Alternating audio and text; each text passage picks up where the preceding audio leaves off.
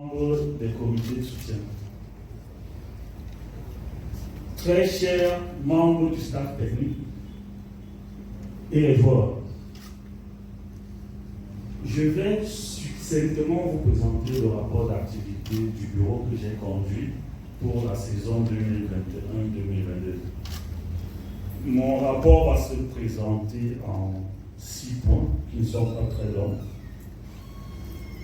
Je vais vous présenter la vision stratégique qui est celle de notre bureau et ensuite notre objectif pour la saison dernière et puis les stratégies que nous avons mis sur pied pour atteindre ces objectifs et finir par notre stratégie communication marketing.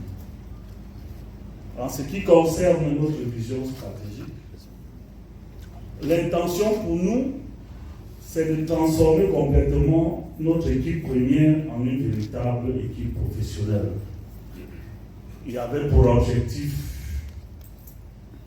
maintenir, ça c'était pour la saison dernière, c'était de maintenir l'équipe première en Elite One. Les objectifs étaient par ordre de priorité. Le premier, maintenir l'équipe en Elite One, occuper une place honorable au championnat, aller le plus loin possible en Coupe du Cameroun. Et à l'arrivée, nous avons occupé la 4e place dans notre poule au championnat. Et en Coupe du Cameroun, nous avons perdu en demi-finale face au Coton Sport.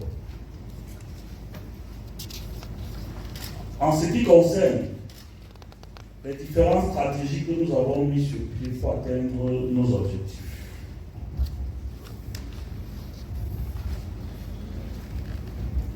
en acceptant de conduire le nouveau leadership à la tête de notre grande organisation qu'est l'Union sportive de Douala, nous mesurions l'immensité, le volume ainsi que la plénitude des facteurs constitutifs nécessaires pour une relance sincère et durable de notre politique managériale. C'est pourquoi nous avons mis sur pied une organisation technique nouvelle, reposant sur une ossature de l'équipe première, composée des joueurs pouvant nous permettre de réaliser nos objectifs. Nous avons également procédé à une meilleure organisation des catégories jeunes et un staff technique aux missions élargies. Une organisation technique nouvelle, reposant sur l'ossature d'une équipe première composée des joueurs compétitifs et volontaires. Sur le plan administratif, l'administration étant le premier pilier d'une organisation qui se veut efficiente, rationnelle et productive, nous avons procédé à une analyse rétrospective des 10 dernières années qui nous ont amenés à faire le constat de la promptitude à mettre en place un cadre conforme, rentable et compatible aux exigences, non seulement normatives, mais indispensables pour tout corps moderne. Notre club se doit d'engager davantage des réformes structurelles importantes pour pouvoir faire face à l'ensemble des charges fixes, personnel administratif, cadres médicaux, cadres techniques, joueurs, fournisseurs et partenaires connexes.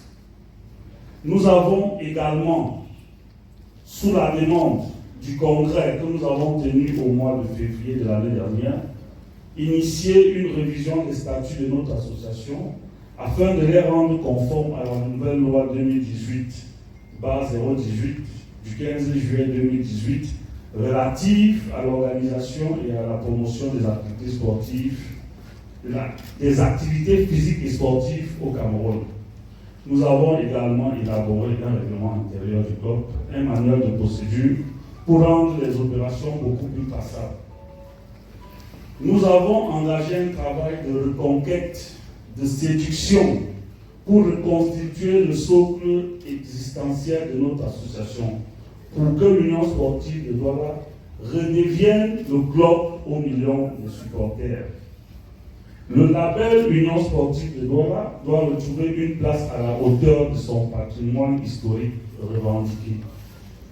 Sur le plan de nos finances, le premier facteur de réussite dans la mise sur pied d'une structure étant son processus de capitalisation Et face aux difficultés traversées ces 10 dernières années, nous avons engagé des réflexions pour trouver des solutions et identifier les instruments de financement et avoir des outils de recettes budgétaires réalistes. C'est pourquoi nous avons essayé de vider les postes de dépenses inutiles. Et pour l'avenir, nous devons nous retourner vers un recouvrement des recettes propres, à savoir la cotisation des membres dans leurs différentes catégories respectives, la vente des produits dérivés, nos différents supports merchandising, les subventions fédérales et étatiques, le sponsoring, la billetterie et surtout les subventions auprès des collectivités territoriales décentralisées.